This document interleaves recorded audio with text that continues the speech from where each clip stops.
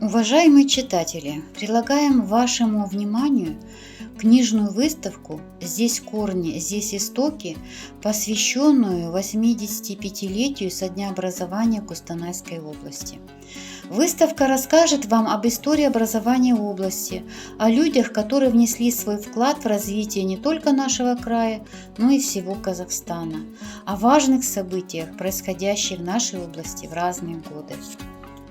Кустанайская область – это житница республики, благодатная земля, находящаяся в центре Евразийского континента и самая большая из всех северных областей по площади и численности населения.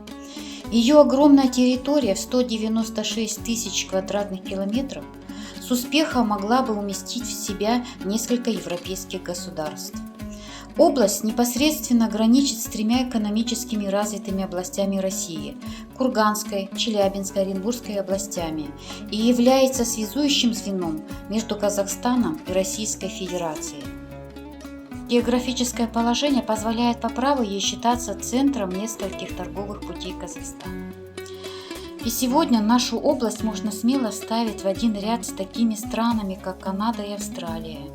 Именно потому, что в этих регионах земного шара, благодаря оптимальным климатическим составляющим, удается выращивать самый лучший хлеб. Кустанай среди всего Казахстана занимает особое место. Это самое большое хлебное поле нашей страны. Самые лучшие специалисты зернового хозяйства. Промышленный потенциал края определен богатством его минеральной сырьевой базы.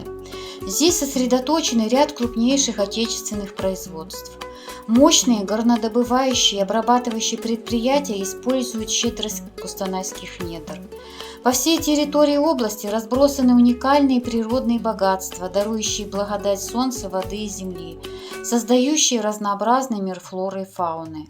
Все вышеперечисленное делает область уникальной в своем роде и создает благоприятный фон для привлечения новых технологий и инвестиций.